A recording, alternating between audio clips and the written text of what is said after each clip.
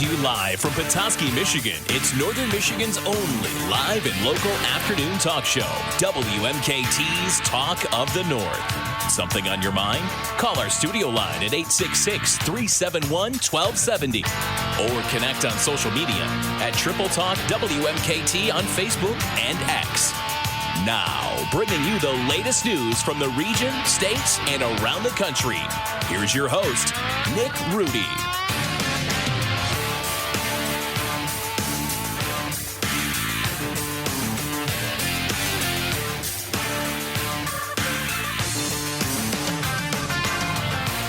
Good afternoon, Northern Michigan. Welcome to WMKT's Talk of the North on 102.3 and 103.3 FM, 1270 AM, Triple Talk WMKT, streaming on our website, WMKTTheTalkStation.com. Happy Wednesday. We are midway through the work week and plowing right along.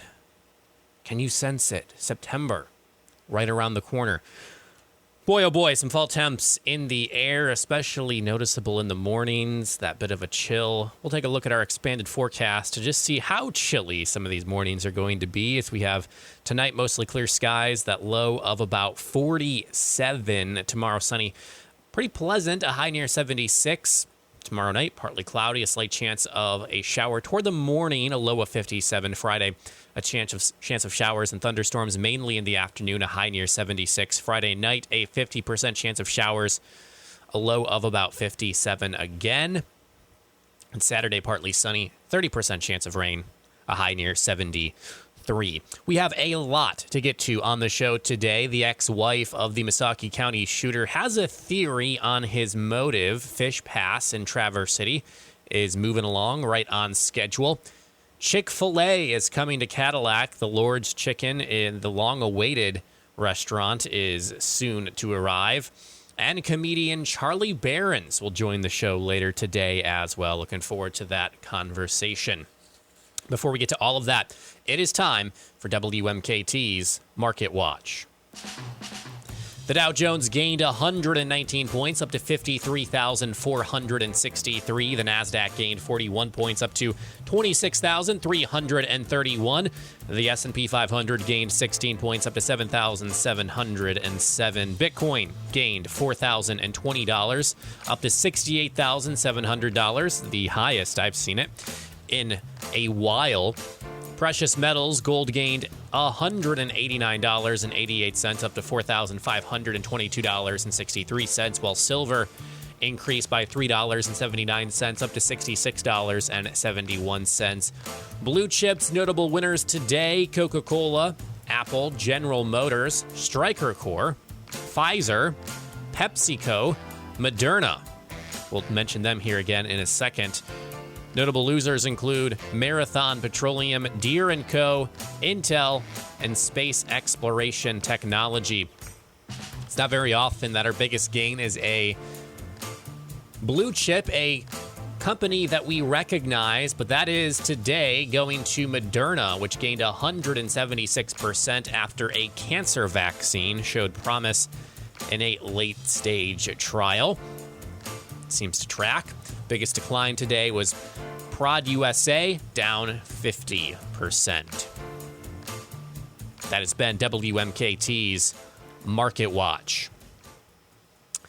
Looks like the medical companies did well today. Maybe not so much for the tech companies. And speaking of tech, I haven't had a tech story on the show recently, but some news coming out like past couple of days has made a story pop into my mind.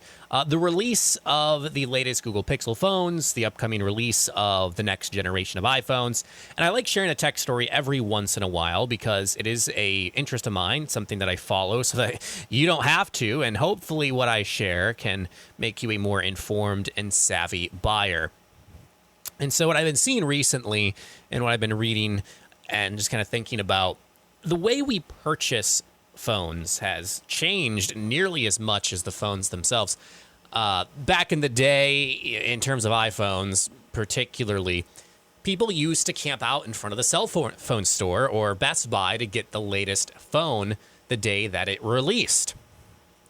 That's the way that you got your hands on it for sure, by physically being present outside of the store, that you'd have a spot in line.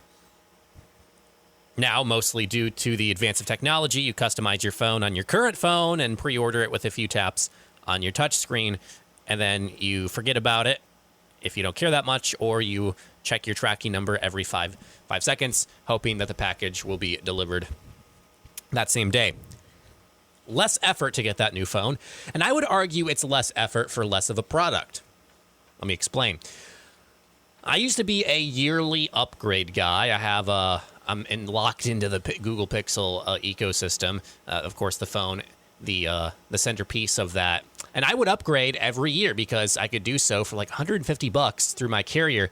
It was a no-brainer for me with the trade-in value. But a few years ago, as I was comparing the latest phone that was coming out with the one that I currently had, despite the very low price for an upgrade, especially by today's standards, when phones average $600 to $700 and go up into the thousands of dollars, what I was getting in the alleged upgrade was not even worth $150.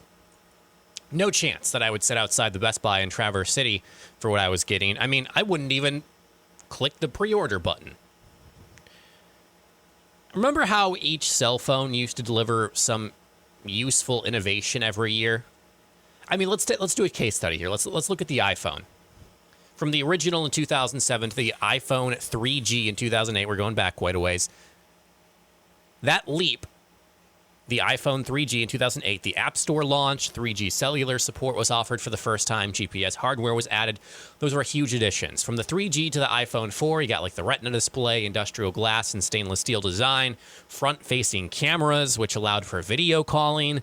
The 4S dropped soon after that, which introduced Siri, 1080p videos, a chip that allowed console quality mobile graphics to games. All get huge changes. The iPhone 5 brought 4G LTE connectivity, which offered huge boost to cellular download and upload speeds, and introduced the Lightning connector, which made charging vastly more simple. The 5S and 5C introduced the embedded fingerprint sensor into the home button, which later became, in your screen. The iPhone 6 introduced the NFC chip for Apple Pay and optical image stabilization for blur-free action photos. The 6S introduced 4K video capabilities, although I do remember when that came out, everyone was complaining about their iPhone turning into a star with how hot it got. The iPhone 7 brought IP67 water resistance, so you're less worried about taking your phone out on the boat. A notable change, the removal of the headphone jack, which many viewed as a downgrade, but AirPods came out at the same time, which kind of revolutionized the way people would listen to music on their cell phone. The iPhone 8 introduced a glass back along with QI wireless charging, which many people love. But what do your phones give you now in upgrades? Next to nothing. It's mostly AI features that no one wants. It's the only thing that the phone companies can offer, or to justify releasing a phone every single year. The iPhone 16 to 17, for instance, the 18's coming out shortly. You got a higher refresh rate, which is nice, but no one uses it because it just nukes your battery. They made mild battery improvements. You can have an always-on display, which again nukes your battery. Some AI stuff. That was it. For me, I currently use the Pixel 9. The 11 was just announced last week. I remember seeing the Pixel 10 coming out early last year, and being like, it's the same phone with the ability to use like more AI features that I don't care about. The 10 had a third camera I would never have used, a new chip, but first-time chips and phones are known for having bugs anyway, so it's never advised to buy the first gen. They added magnets to the wireless charging system for Pixel Snap, or you could buy a $10 case off of Amazon that has a magnet and achieve the same effect. And some small battery improvements. So if you're several generations behind and need a phone upgrade, that makes sense, right? But waiting a year or two, not the worst idea, because companies these days are just adding AI features and otherwise giving you the exact same phone with new color options. So I found that to be interesting. It's easier than ever to get a phone, but the phones are not improving the way that we remember them in the late 2000s and early 2010s, the glory years of cell phone innovation. We're going to take a quick break. When we return, we'll talk some local news after these messages. You're listening to WMKT's Talk of the North on 102.3 and 103.3 FM, 1270 AM, Triple Talk, WMKT.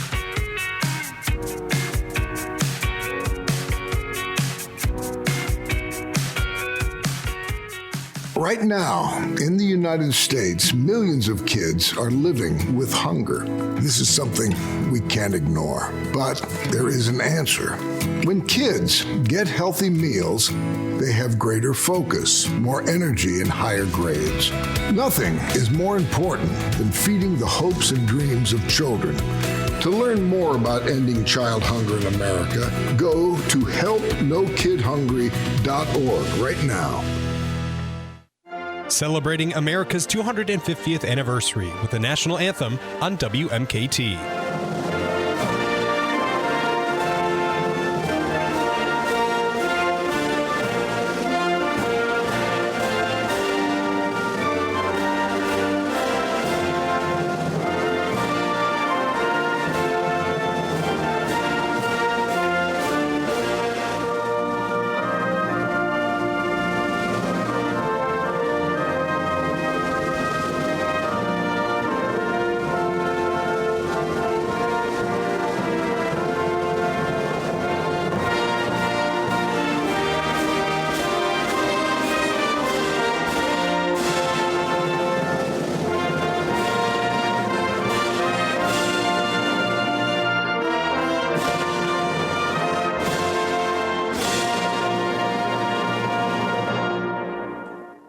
Michigan's Big Show, starring Michael Patrick Shields. Nolan Finley is the editorial editor of the Detroit News. A poll just the other day that Mike Rogers, the Republican opponent of Abdul al-Sayed, is up by 5 points. Does that mean anything right now? It's a good place to be starting from if you're Mike Rogers. Consider the fact that he's been on the sidelines throughout this whole campaign season because he didn't have a primary opponent. Michigan's Big Show, weekday mornings at 6 on Triple Talk, WMKT. Local news, local voices, and the conversations that matter. You're listening to WMKT's Talk of the North with Nick Rudy on 102.3, 103.3 FM, and 1270 AM Triple Talk WMKT. And streaming across the state of Michigan at WMKTTheTalkStation.com.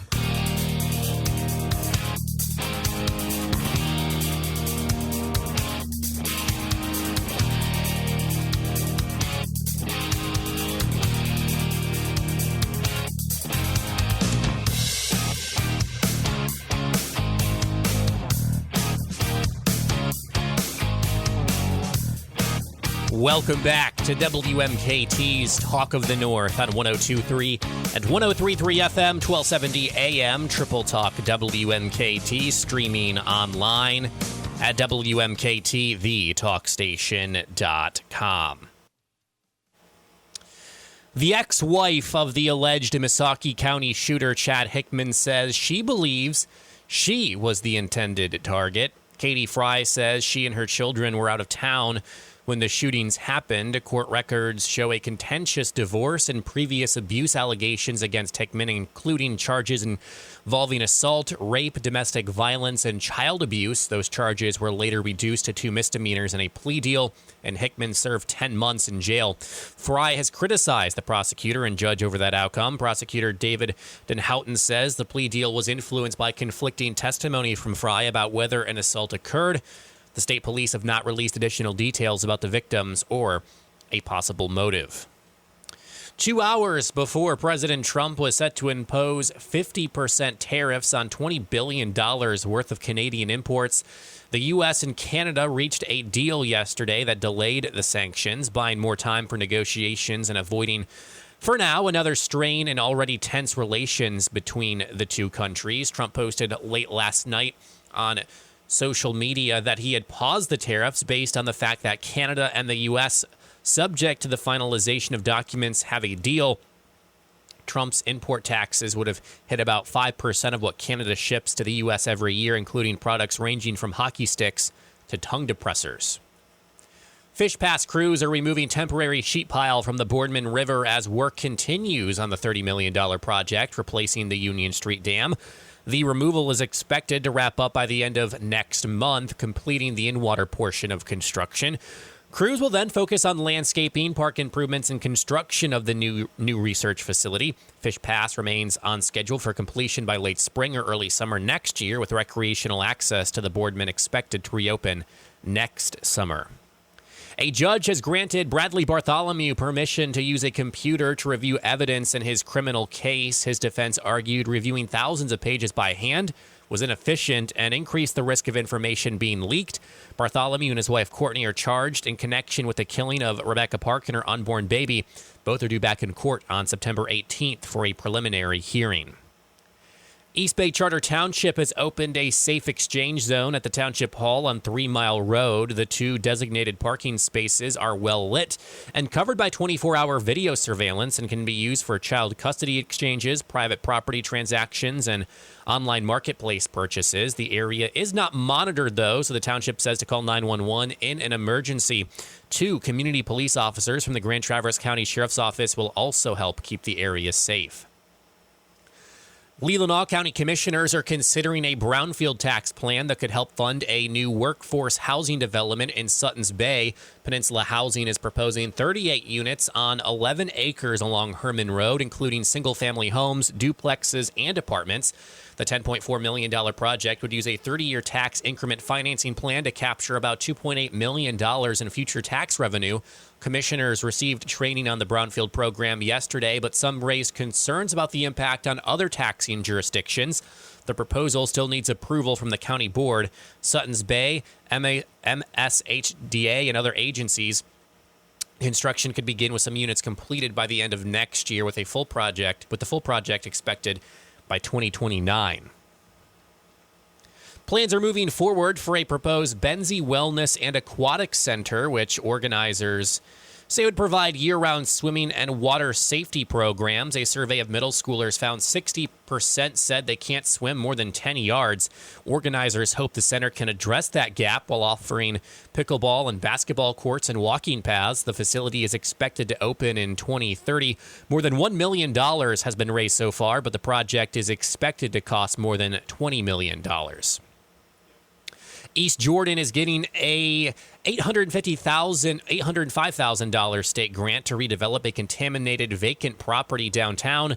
The money will fund environmental cleanup, demolition, and asbestos removal at 116 Main Street. Plans call for an $8.6 million mixed-use building with commercial space and 17 housing units, including 8 units deemed affordable. The project is expected to create 12 jobs with occupancy targeted for early 2028. The Northern District Fair in Cadillac is giving young 4-H members from across the region a chance to show their livestock this week. Organizers say getting kids involved early could help build the next generation of agriculture workers and farmers. The effort comes as agriculture declines in Wexford County.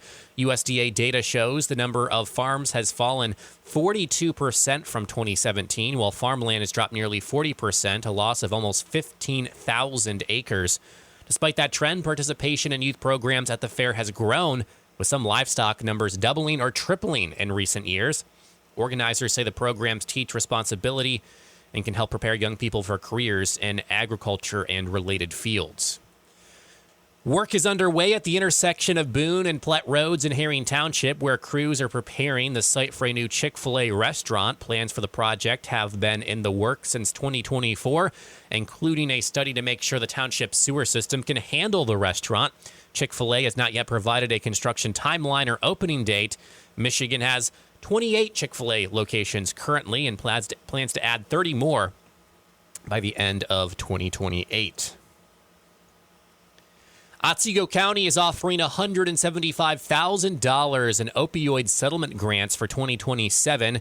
The money will support local programs focused on opioid prevention, harm reduction, treatment, recovery, and behavioral health. Eligible organizations and community groups must apply by 5 p.m. September 14th. Funding will cover projects running from January through December of next year, with awards expected to be announced in December. Michigan teacher pay has fallen more than in any other state over the past 3 decades. That's according to a new report from Michigan State University. The study finds the average teacher salary adjusted for inflation dropped 29% since 1995, from the equivalent of about $100,000 to $71,000 last year. Michigan's average starting salary has also fallen to 45th nationally at just over $43,000. Meanwhile, nearly 72% of Michiganders surveyed said starting teacher salary should be at about $55,000. Northern Care Center in Sheboygan is asking the community for volunteers to help meet growing demand for its free healthcare services. The clinic provides services including strep testing, women's health care, blood work, medications, and general medicine care for uninsured and underinsured patients. The center needs help with reception and check-ins, as well as nurses, CNAs, and phlebotomists to assist with patients and blood draws. Executive Director Ashley Myers says the clinic helps people avoid costly emergency room visits. Northern Care Center also provides free hygiene products, personal care items, and Goodwill vouchers. Michigan lawmakers are considering changes to child care licensing rules that could make it easier to open small-scale microcenters and address the state's child care shortage. State Senator John DeMoose says in half of Michigan counties, there are 3 children for every available child care spot.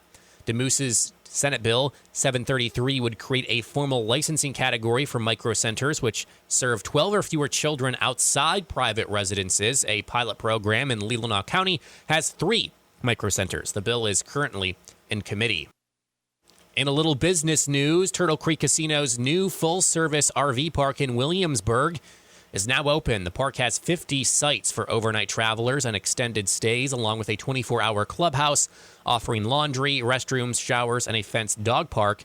Guests can also take a complimentary shuttle to the casino. The RV park is open through October 24th. An Alpena man is facing felony charges after state police say he had sexually explicit conversations with someone he believed was a 13-year-old girl. Troopers say 33-year-old James Walsh had been having the conversation since May. When police found him August 8th, they say he resisted arrest before being taken into custody. Walsh is charged with accosting a child for immoral purposes, including using a computer to commit a crime and resisting and obstructing police. He has been given $25,000 bond. State police are asking anyone who believes they may have had contact with Walsh to call the Alpena Post at 989-354-4101. A house fire in Sault Ste. Marie is under investigation after firefighters responded this morning to a home on East 11th Street. Firefighters quickly contained the fire and found no one inside.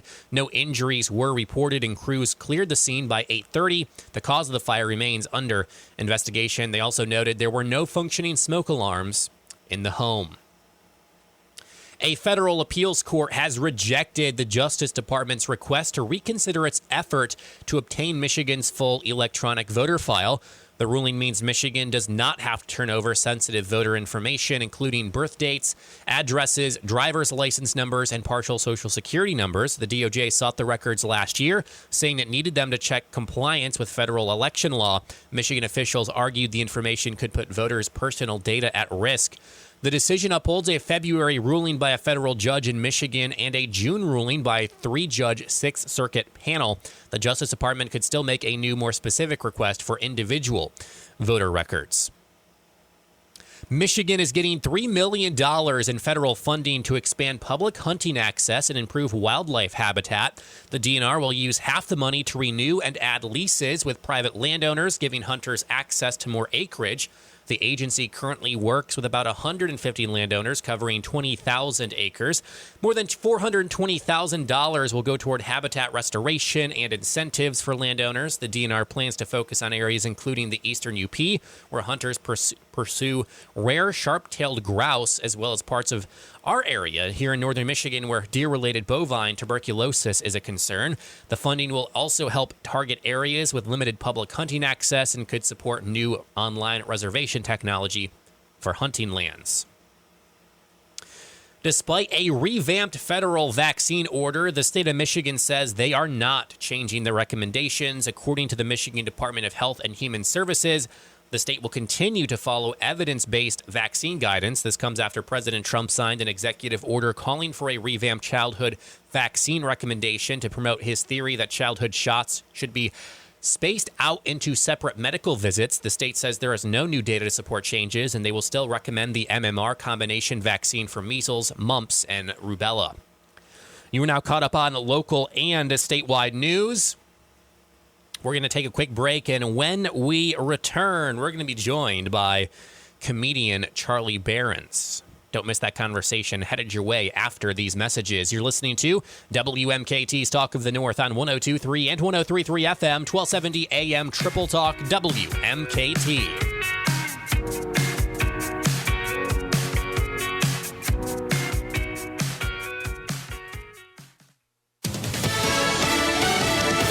Fox News, I'm Tom Graham. President Trump calls it a very fair deal. He announced a trade deal with Canada after postponing a threat of 50% tariffs.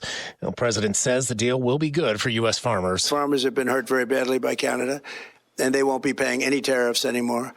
And we may bring some of the tariffs down to a level where other countries are, because Canada was paying a higher tariff. Canadian Prime Minister Mark Carney says the deal will give businesses greater certainty. One person is dead after a house explosion in Annapolis, Maryland. That victim was in cardiac arrest. Our medics and firefighters worked that victim for a significant period of time until the victim was pronounced dead on the scene. Anne Arundel County Assistant Fire Chief Larry Schultz, another person injured. The cause of that blast is under investigation. America's listening to Fox News.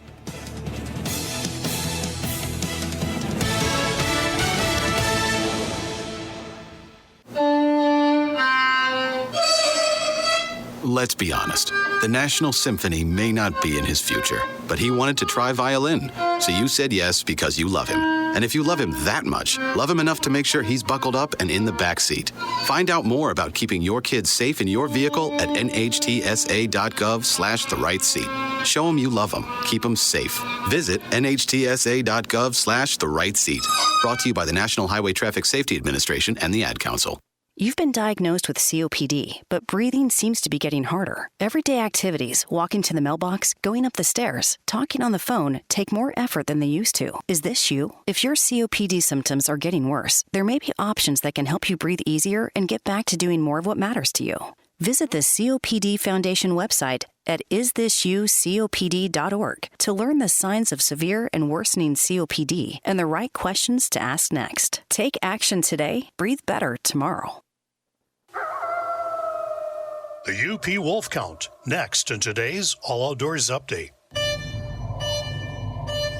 Please be aware, our area waters have tested positive for invasive species. Red swamp crayfish are invasive to our region and compete for food with our native crayfish. They reproduce rapidly and can lay up to 1,000 eggs a year. It's imperative that we keep them from spreading to other waters in our area. Always remember to trash unused bait when you return to shore. Spread the word, not the crayfish.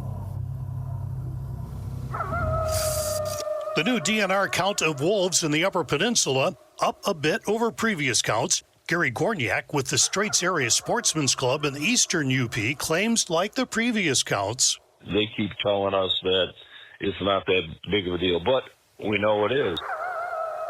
And, you know, the problem with that is you get to the Detroit media and stuff, and they're saying, well, there's only 762 wolves in the Upper Peninsula. No, that's not right. Gorniak accuses the DNR of purposely providing low counts to try to downplay the impact of wolves roaming the UP and decimating the deer herd. But as long as the wolves are protected by the Endangered Species Act, there isn't much anyone can do, save for keeping a good look over their shoulder. We've linked to the new DNR count and related information on wolves for you at alloutdoorsupdate.com. I'm Jim Mishler. Miss Fernandez, what are those tiny things? Those are what we call amoebas. You can only see them through a microscope. Wow. Today's students are tomorrow's great thinkers and innovators. But right now, there's a funding crisis in public schools. Millions of kids go to schools that don't have funding for books, computers, and so much more just because of where they live. You can help change that. Donors Choose is a nonprofit that lets you support students and teachers in your community and beyond. You choose which supplies to support. You could provide first graders with pencils and paper, or other students with their first chapter books, help a music class get a guitar. You could even supply a classroom like mine with a science project. But what you're really giving is the moment that sparks a brighter tomorrow. To learn more, please visit DonorsChoose.org. That's DonorsChoose.org. Choose students. Shape the future. This is the 102.3 and 103.3 FM, 1270 AM Triple Talk, WMKT Community Calendar. On Saturday, August 22nd, a special event is coming to the Crooked Tree Arts Center. Be inspired by Christian Science teacher David Hull and explore how cultivating your spiritual view can enable good to unfold in your life in unexpected ways. Timeless biblical insights, contemporary examples of healing, and more. Be inspired. 3 o'clock on Saturday at the Crooked Tree Arts Center in Petoskey. Everyone is welcome and no pre-registration is required. Paid for by the Christian Science Center of Petoskey. And on Saturday, August 22nd, heading into Sunday, August 23rd, head to downtown Sheboygan for the Sheboygan Craft Show in Washington Park. More than 30 crafters and artists will be displaying jewelry, stuffed animals, blankets, home decor, wooden signs, fresh desserts, and so much more. Find more details at facebook.com/Made in Sheboygan. The community calendar is a service of Triple Talk, WMKT. Integrity, vigilance, service to country. These aren't just words we throw around. They're part of us. They make us who we are. And we're looking for people who feel the same. As a Border Patrol agent, you are critical to national security. Every mission is different.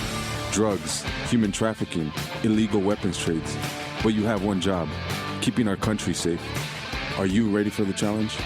Visit careers.cbp.gov. Triple Talk WMKT weather forecast. Sunny skies this afternoon as highs are in the mid-70s today. We have a few clouds, but it's still very nice. And overnight, it'll be clear still with a low in the 50s. Tomorrow's even warmer for your Thursday. We'll have a high of 80 with sunny blue skies by the afternoon. Thunderstorms will develop over Thursday night, and it could be rainy and cloudy by Friday with a high in the upper 70s. That is your latest weather forecast on 102.3, 103.3 FM, 1270 AM, Triple Talk, WMKT. If it happens in northern Michigan, you'll hear about it right here on WMKT's Talk of the North with Nick Rudy on Northern Michigan's News Talk leader 102.3 and 103.3 FM, 1270 AM, Triple Talk, WMKT, and streaming online at WMKTTheTalkStation.com.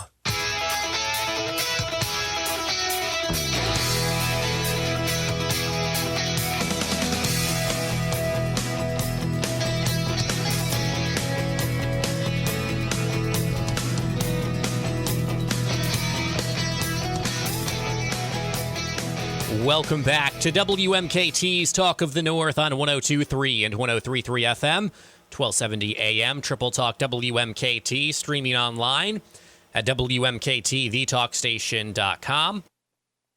We are now joined by comedian Charlie Berens.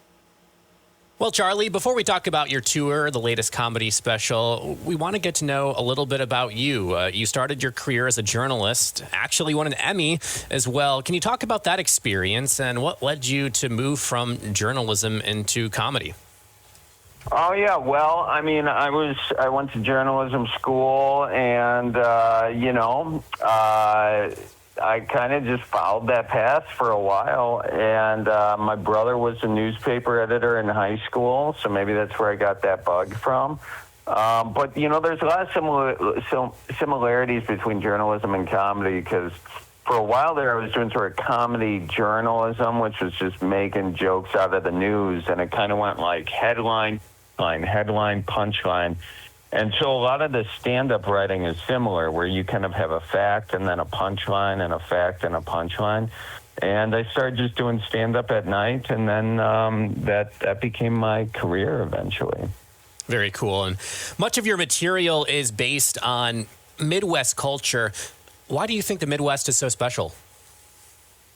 Oh, it's the best place in the world, We got there's no other place, you're going to be able to find a goodbye that lasts 7.5 hours, Mm-hmm. It's, and you're going to need to unlock the key to get out of a party with 3 beers, 2 leftover casseroles, and so many second and third hugs and handshakes.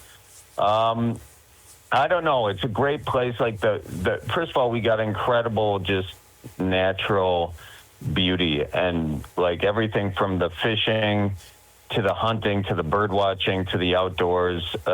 It's just the natural world in the Midwest is incredible. And yeah, it does get cold here, but I mean, we find a way to make the best of it.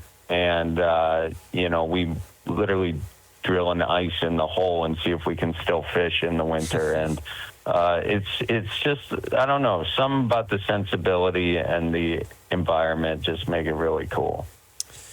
Your latest special, Neighborly, is on YouTube, on your YouTube channel. If a listener tunes into your special tonight, what topics can they expect you to touch on? It's a lot of family stuff, going gambling with my grandma, being Midwest cheap, which I am, and stuff about my dad. I'm one of 12 kids, a lot of just sort of life stories. Currently on tour, the Lost and Found tour. You're going to be in Traverse City in a few days on the 27th and 28th at the City Opera House. You can find tickets at cityoperahouse.org or at charlieberens.com. Is there a meaning behind the name of the tour, Lost and Found? You kind of throw something at a wall and see what sticks. And what happened here, I was thinking about when I was a kid. I was working at a pool, and we had a Lost and Found. And the stuff people lost and came back for versus the stuff they lost and never came back for was hilarious. We had a wedding ring sitting there the entire summer. I was like, whose even is this thing? It might be. Meanwhile, some real weird stuff got picked up within minutes, so go figure. You're in Traverse City for 2 days, 4 shows, which stands out a little bit from the rest of your tour. Do you just love Traverse City that much, or maybe is it that Traverse City just loves you that much? It's going to be my first time in Traverse City, which I'm very excited about. And I really appreciate that a bunch of people are coming out to it. We're going to have a good time. And hopefully I can return the favor to Traverse City and make it just a heck of a show. I'm very excited for it. I was just doing some research for our conversation, Charlie. Something that the listening audience appreciates about your comedy, friends and family that listen to much of your work, they've noted this as well, that you try to avoid politics. There is one topic that you've sunken your teeth into that's sort of in that realm. That's data centers. Why do you feel like it's something one should be so vocal about? Well, I think it just takes, you guys know in Michigan, there's nothing like having a town like Saline Township vote against something, and yet a massive corporation, because it has unlimited funds, threatens a lawsuit and forces their will upon that town, upon those people. That's not really democracy. This isn't even a political issue, though. It's just honoring what people want and not forcing a future on them that they do not want. It's really just as simple as that.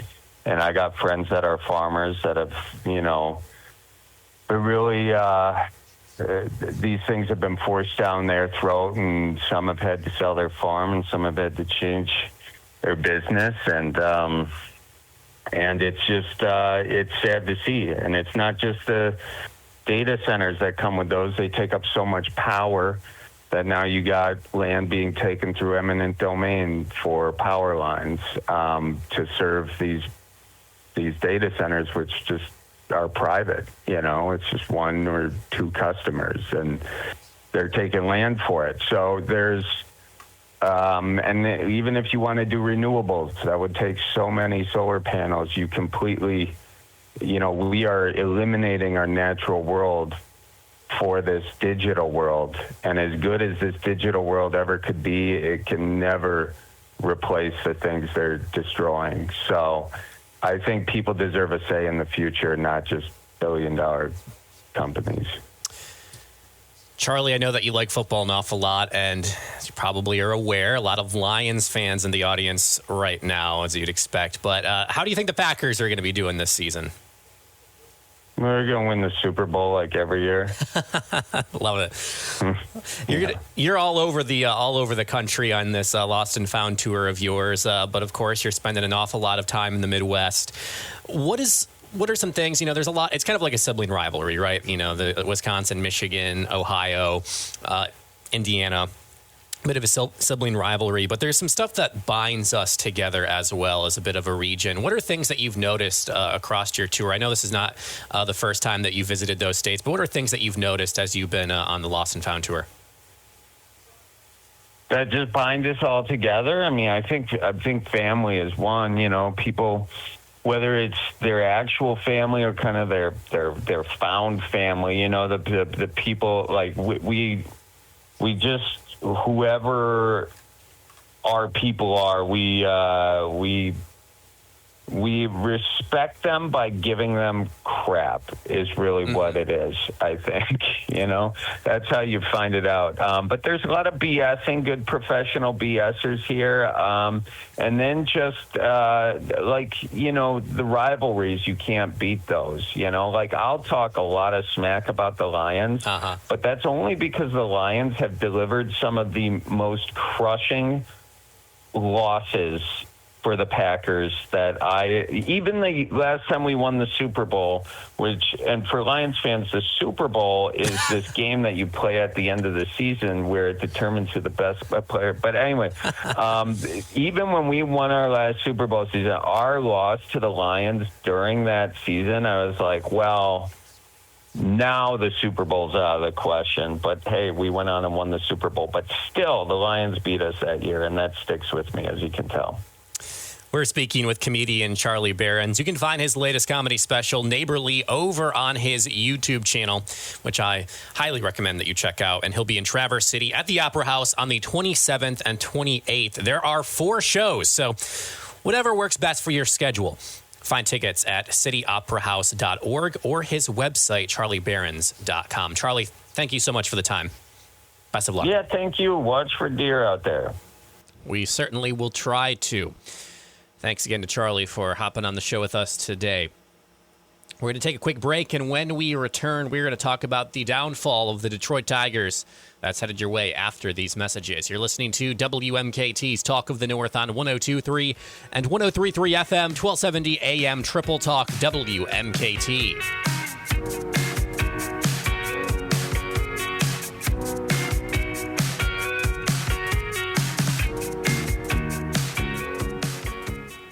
Hi, I'm Mitch Lyons, founder of Mitch Lyons Wealth. In my NFL days, a great game plan was the key to success. I'm going to help you create a game plan to win your retirement. Check out my retirement show, The Lion's Share, right here, 8 to 9 a.m. We'll cover retirement concerns like creating income, mitigating taxes, and making sure you keep what you've worked so hard for. Join me and learn how to protect, grow, and win in retirement. Mitch Lyons is an investment advisory representative of MLW Advisory Services, a state-registered investment advisor. Saturdays at 8 a.m. on Triple Talk, WMKT. Did you know you might be part of the 75% of Americans who think they waste less food than they actually do? Americans toss out more than $382 billion worth of food, costing an average family of 4 nearly $3,000 annually, and costing our planet even more in wasted resources. But did you also know nearly half of all food waste occurs at the household level, which means there's a lot we can do to reduce all this waste, to help your wallet and the planet. Eating leftovers is great, but things like freezing food that you can't eat right away, donating surplus food within your community, and better understanding food date labels can have an even bigger impact. To learn more, visit World Wildlife Fund at wwf.earth/food waste. And spread the word that food should never be trash. What does VA mean to me? A place for my daughter to call home, thanks to the VA Home Loan. A new lease on life. The best healthcare team I've ever had is here at VA. And education, and the opportunity to open doors I never thought possible with my GI Bill. The financial support I need to manage the disabilities I developed because of my service. Get what you earned. Visit choose.va.gov. Not all veterans are eligible for the type or amount of benefits mentioned here. Every child is on a journey, a path from the earliest days of wonder and discovery through all the years of learning and growing to become the person they were meant to be. At Children International, we're empowering children and youth to forge a path out of poverty. Walking alongside on their journey, we equip them with education, skills, and resources to succeed in every milestone of growth. From early childhood to starting school, through healthcare access and learning to read, to life skills, job skills, and leadership training, and into employment. This is how we build confidence and instill a positive mindset so they can achieve bright futures for themselves, their families, and communities. Learn how you can join the journey and help end poverty for good at children.org today. The headlines, the issues, and the news that affects Northern Michigan.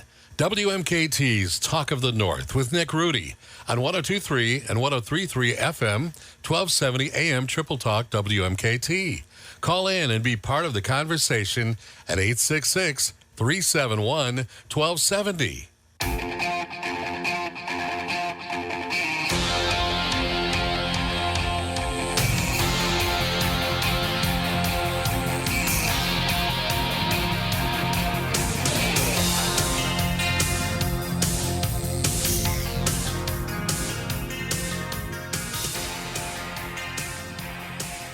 Welcome back to WMKT's Talk of the North on 102.3 and 103.3 FM, 1270 AM, Triple Talk WMKT, streaming online at WMKTTheTalkStation.com.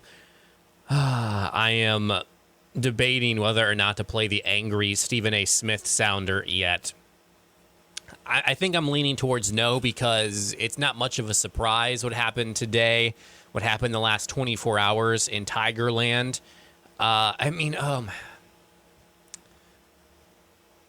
As of yesterday, at this time, the Tigers had a wild card spot in hand. Today, in a couple of hours, they could be 2 games out of the final wild card spot, with like 35 games left, running out of time. And this is on me. We'll talk about the game today specifically. Yesterday was just one of those weird ones, but we'll talk about the game today.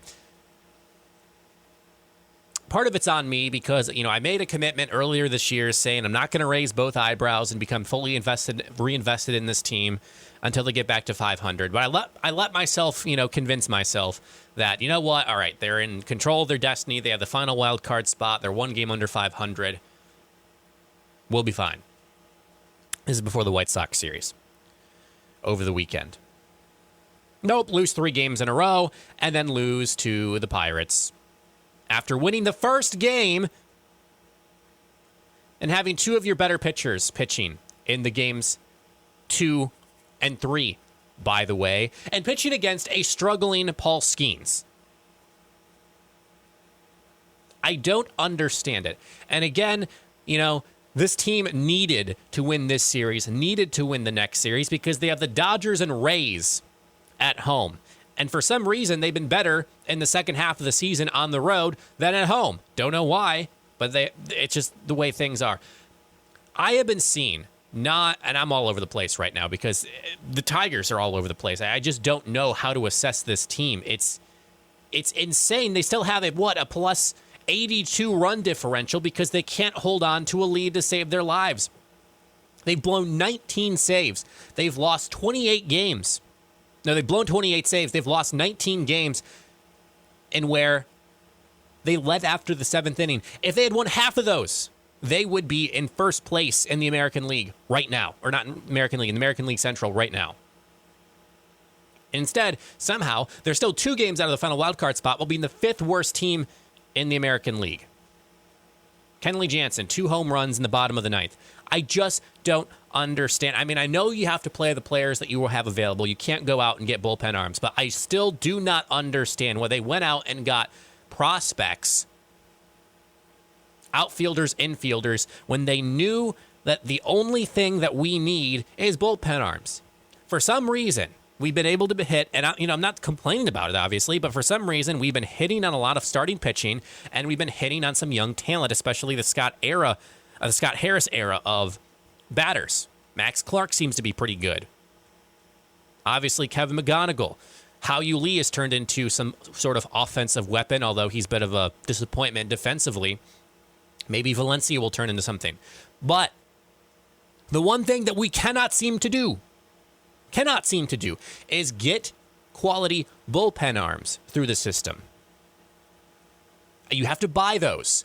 And what you should have done is gotten the cheapest thing in baseball, which is bullpen arms, outside of maybe a backup catcher, for 2 premier starting pitchers. Instead, no, you got things that we don't need. We don't need